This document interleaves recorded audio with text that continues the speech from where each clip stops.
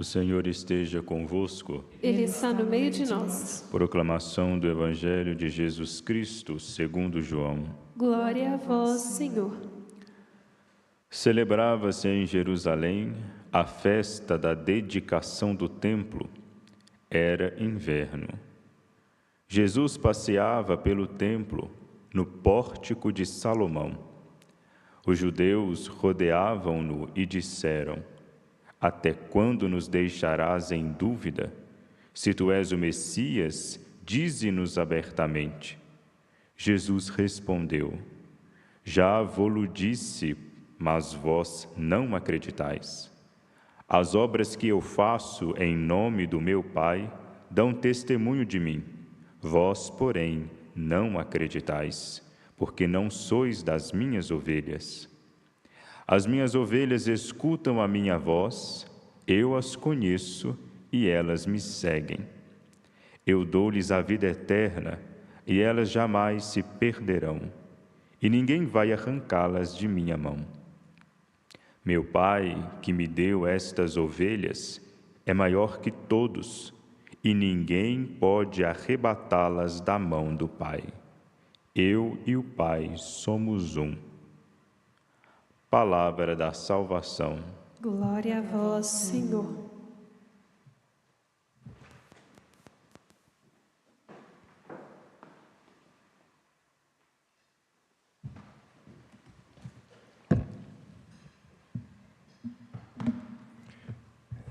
Seguimos nosso itinerário na escuta dos Atos dos Apóstolos.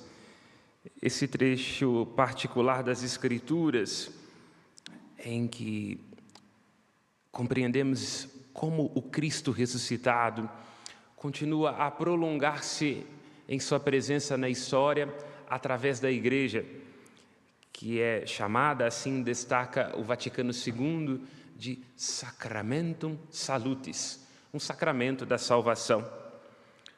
Os discípulos da primeira hora, e também nós, que em todos os tempos e lugares devemos ecoar esta grande alegria de que verdadeiramente o Senhor ressuscitou, são chamados a, em sua vida, em seu testemunho, em sua firmeza da fé, como assim destaca a primeira leitura que ora escutamos, a sermos um sinal do Cristo ressuscitado, a sermos o mesmo Cristo cuja graça se prolonga nos desencontros da nossa própria existência.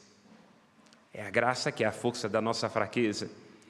É a graça que é o respiro onde nos falta ar. É a graça que suplanta. É a graça que complementa aquilo que falta à nossa natureza.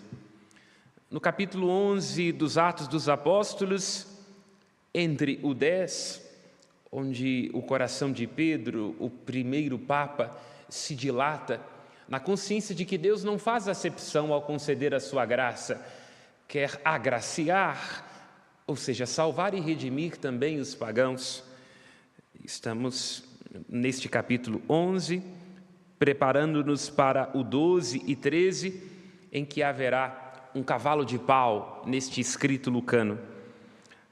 Até o capítulo 12, temos os Atos de Pedro.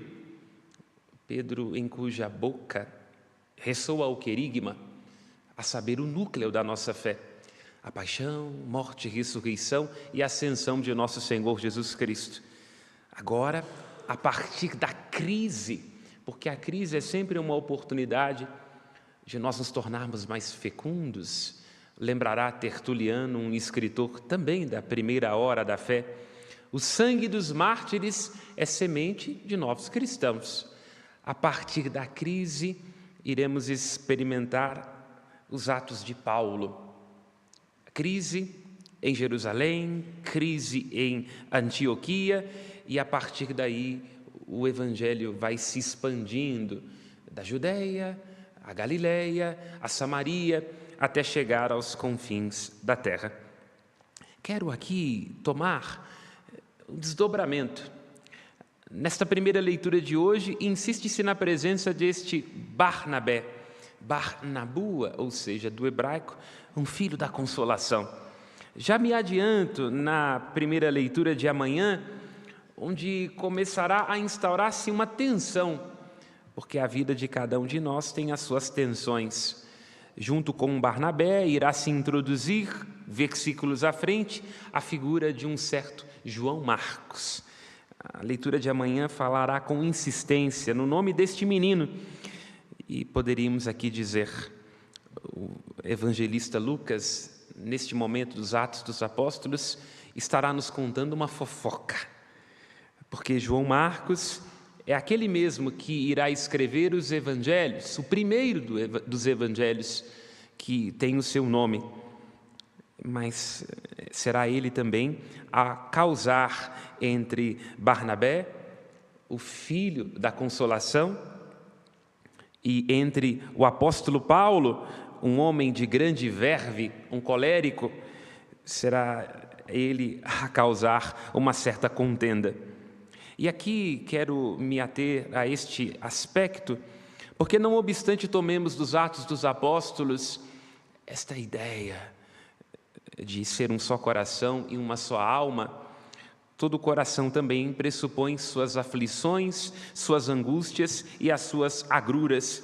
E já no início, este é o contexto do capítulo 12, 13, 14, até culminar no capítulo 15, onde nós teremos a reunião / concílio de Jerusalém, um contexto de polêmicas dogmáticas e afetivas. Quero me ater a isso. Primeiro, uma polêmica dogmática. A grande dúvida do início da igreja é se os pagãos poderiam ser admitidos à fé sem antes tornarem-se judeus. Nossos ritos, nossas tradições, a circuncisão, o templo, são necessários ou não? E a igreja, então, vai discernindo aquilo que, por profecia, nos faz notar o Evangelho de João, que acabamos de escutar.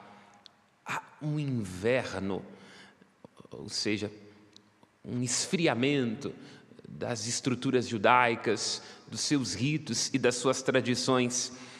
E há um aquecimento, um florescimento da graça de Deus trazida por nosso Senhor Jesus Cristo. Uma polêmica dogmática e junto dela também as polêmicas afetivas. Será o apóstolo Paulo quem, com a sua verve, veremos amanhã, dirá,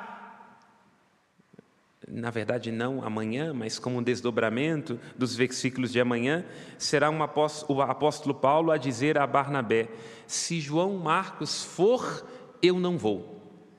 Aquilo que começa muito bem, como num casamento, paixão, encantamento, alegria da presença, termina com um desejo de os dois seguirem nas direções opostas. Então Barnabé, um homem de consolação, um conciliador, deve administrar a ira do apóstolo Paulo. Toma consigo João Marcos e Paulo segue em outra direção. Por que quero fazer notar esta experiência dos Atos dos Apóstolos, esta fofoca que nos dá a conhecer o evangelista Lucas? Porque nas confusões da igreja de ontem e de hoje, há sempre duas línguas. A primeira é a língua das exigências, de alguns que dizem que a igreja tem que ser mais à direita e tem que ser conservadora. E há aqueles que dizem, do que adianta conservar se ela não vai para frente e se ela não sai? Só que para além destas línguas, que em si não são um problema, porque essa é a missão da igreja desde o princípio, será em Antioquia que nós receberemos o nome de cristãos, e depois de cristãos, nos faz notar Clemente Romano em seus escritos, seremos chamados católicos. Portanto, a igreja deve apreciar as diferenças, deve compor como uma bela sinfonia nas divergências. Isso é o que quer dizer católica. Ela é katá orchilos, ou seja, conforme o todo, conforme a multidão. A igreja tem que compor uma bela polifonia na diversidade dos sons e das melodias. No entanto, o que está por detrás destas divergências e destas exigências, o que subjaz ao dogmático são os afetos que devem ser administrados. Já no início, os afetos de Paulo, de Barnabé e de João Marcos, cuja memória celebraremos no dia 25. A igreja, como é próprio de qualquer uma de nossas relações, tem que cantar um si de Djavan, não é? Você disse que não sabe se não, mas também não tem certeza que sim. Pode ser. Quando for assim, deixa vir do coração. No coração da igreja, tomemos por empréstimo as palavras poéticas transformadas em proféticas de Djavan, deve pulsar o Espírito Santo. Porque é o Espírito Santo quem dá firmeza, porque é o Espírito Santo que faz de povos tão diversos um só, porque é o Espírito Santo que vai congregando do Egito, da Babilônia, na Filisteia ou em Tiro, dos povos, fazendo todos se tornarem uma única kahal, uma única eclesia, uma única eclésia, ou seja, a igreja, no qual, não obstante nós sejamos tão diferentes, no qual, não obstante nós estejamos sempre com os nossos afetos à flor da pele, nós não podemos nos dividir. Naquilo que for possível negociar, que cada um de nós tenha liberdade para pensar, para rezar, para se comportar da sua maneira. Mas antes de tudo, não nos esqueçamos do grande dom da unidade, porque temos que ser um, apesar de nossas diferenças. E esta realidade do desafio dos afetos, que vai subjazendo as nossas discussões dogmáticas, porque nunca é sobre os dogmas, nunca é sobre usar ou não paramentos, é sempre sobre alguma coisa anterior e sobre um afeto, nos convida, em perspectiva freudiana, a meditarmos sobre o nosso amor e sobre o nosso ódio. Caminha sempre junto, o amor e o ódio, eles são parentes. Não raro a gente odeia e pune no outro aquilo que não está devidamente aceito e respirado dentro de nós. Vejamos, há muita gente que fica discutindo sobre paramentos, há padres que não gostam de celebrar de casula e não gostam de estolas douradas, nem das rendas da vovó, como lembra o Papa Francisco. E há pessoas que acham que o que importa é a renda, que o que importa é a estética, que o que importa é a pose. Ambos estão concentrados na exterioridade. Tanto quem não veste, para assim demarcar o seu compromisso com os pobres, mas pode procurar saber que deve ter um apartamento caro comprado em algum lugar. Quanto àqueles que acham que o importante do rito é apenas a estética, confundindo a liturgia da igreja na sua beleza com uma simples cortesia e com uma ritualística vazia. Ambos estão concentrados naquilo que é periférico, ambos com as suas urgências, ambos com seus ressentimentos, não conseguem entender aquilo que mais importa. Insisto nisso. Sendo tão diferentes na pluralidade e na diversidade dos dons, dos ministérios e das perspectivas, temos que discutir sem brigar.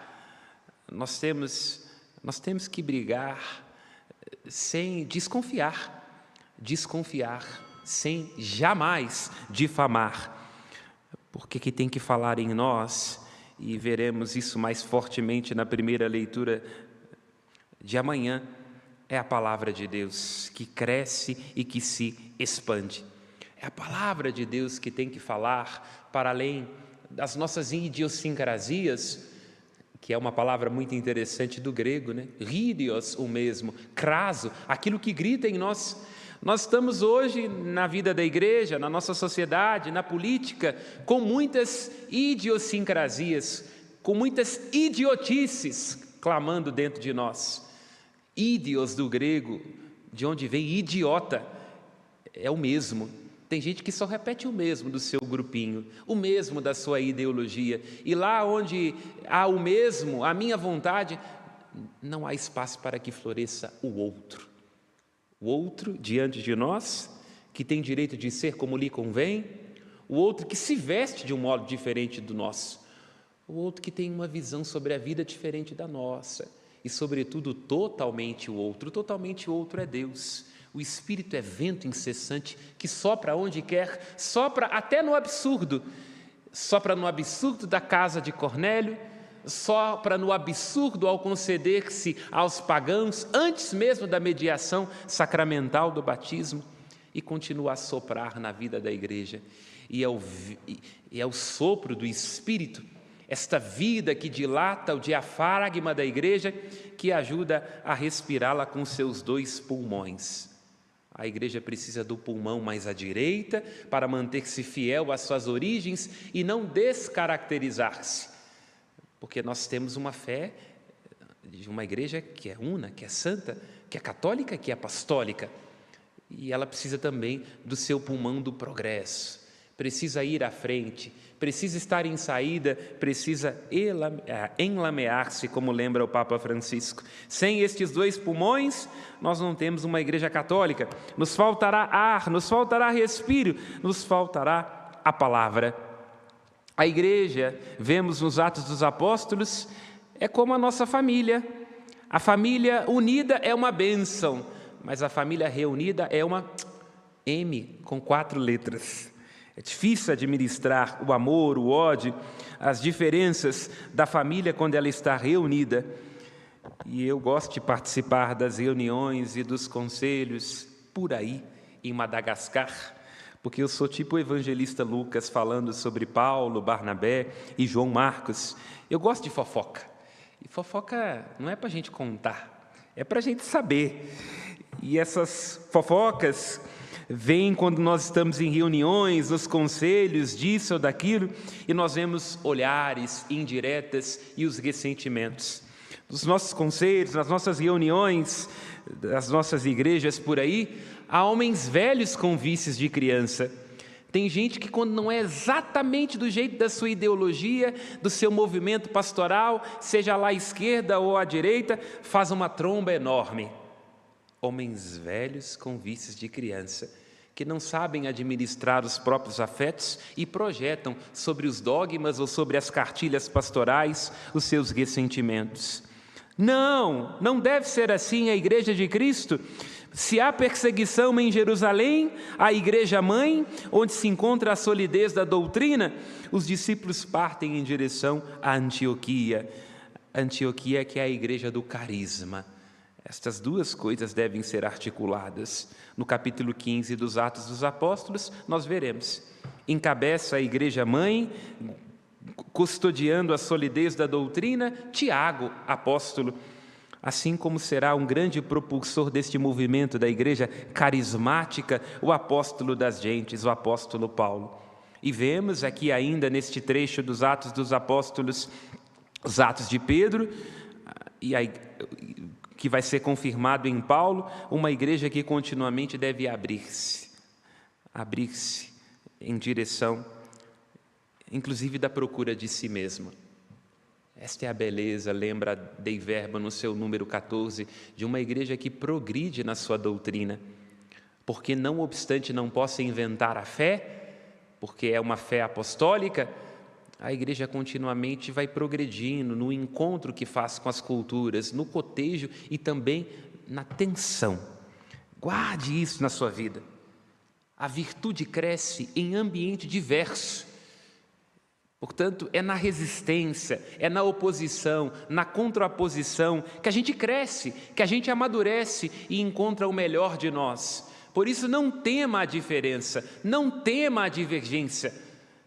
Nos momentos em que o outro te solicitar, nos seus afetos, com seu jeito de ser diferente, no seu jeito diferente de comungar, na sua preocupação com os mais pobres, sendo que você tem a impressão de que a igreja deve preocupar-se mais com os ritos, abra-se, porque lá onde você silenciar a sua vontade e o seu ressentimento e parar de fazer uma tromba, ali falará o Espírito, que é novidade, que é movimento, que é graça, o Espírito que une, porque o amor une, enquanto a soberba nos faz dispersar. O grande personagem dos Atos dos Apóstolos, a grande personagem dos Atos dos Apóstolos é o Espírito Santo. Ele inspira, Ele quem garante, Ele quem conduz, Ele quem consola. Vemos no Evangelho os discursos de Cristo, ainda aqui no capítulo 10, onde o Cristo declara-se a si mesmo como o bom pastor, como a porta. Vemos como Ele traduz aqui num versículo muito sutil, a unidade que há entre ele e o Pai e o Espírito. As obras que faço em nome do meu Pai, elas dão testemunho de mim. Porque os judeus, não conseguindo compreender quem é Jesus, dizem assim, olha, fala abertamente. Quer dizer, Jesus está escapando ao esquema mental dos judeus, como escapa ao esquema mental de quem é mais conservador e quem é mais progressista. Jesus não se deixa engaiolar. Ele não está nem preso nos nossos ritos de repetição, nem nos nossos gabinetes, onde nós dizemos que gostamos dos pobres até que eles batam a nossa porta. E aí nós vamos dizer que não temos agenda pastoral. Não, o Cristo não fala, não faz, não age por si mesmo. Ele age em nome do Pai. Traduz aqui o Evangelho de João a unidade profunda do Cristo, que cumpre o mandato do Pai, ao qual está unido, e nós nos unimos ao Pai e à Trindade por meio de nosso Senhor Jesus Cristo. Não falo por mim, não ajo por mim, porque se falasse por mim e agisse por mim, faria e falaria besteira. Que grande humildade a de Cristo Senhor nosso. E é muito engraçado, porque no Evangelho de João, o Cristo sempre está atravessando expectativas e compreensões. É até difícil a gente entender o Evangelho de João. Nos faz lembrar aqui o discurso daquela nossa ex-estadista, né? Nem quem ganhar ou perder, vai todo mundo perder. Jesus vai dizendo no seu discurso no Evangelho de João, coisas que são difíceis da gente conseguir compreender, não é? Saudades dela, Jaguatirica do Cerrado. Por quê? Porque não somos nós que temos que falar. Não é a nossa vontade, não é a nossa pretensão, não é a afirmação do nosso ponto de vista. Quem tem que falar em nós é a palavra do Pai. As ovelhas têm que escutar a voz do Cristo. O Cristo fala a palavra do Pai. Palavra para além dos nossos gritos, para além de nossas verdades presumidas e da sua violência, palavra para além dos nossos ressentimentos, palavra para além das nossas suposições, só esta palavra. Nos silenciemos para escutar esta palavra, só esta palavra pode nos conferir unidade. Louvado seja nosso Senhor Jesus Cristo. Para sempre seja louvado. Aos céus nossas preces.